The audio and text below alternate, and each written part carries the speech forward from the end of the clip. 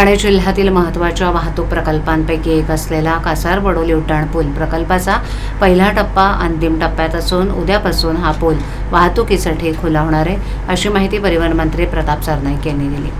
मंत्री सरनाईक म्हणाले की कासार-बडोली उड्डाणपुलाच्या पहिल्या टप्प्यात डाव्या बाजूची मार्गिका उद्यापासून वाहतुकीसाठी खुली होणार असून या उड्डाणपुलावर 300 मिलीमीटर जाडीचा M40 ग्रेड सिमेंट कॉन्क्रीट थर असून मध्यभागी असलेल्या भुयारी मार्गाच्या पृष्ठभागावर मॅट्रेसचा थर पसरवून सदर पुलाचं भक्कम बांधकाम करण्यात आले. या उड्डाणपुलाच्या निर्मितीमुळे ठाणे, मुंबई आणि नवी मुंबई तसंच JNPT, बोरोली, वसई, विरार आणि गुजरातकडे जाणाऱ्या अवजड वाहनांसाठी उत्तम कनेक्टिव्हिटी मिळणार आहे.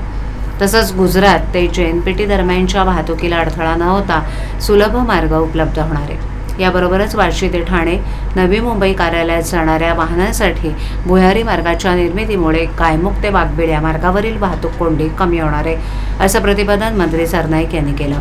दरम्यान विधिमंडळाचं अधिवेशन चालू आहे.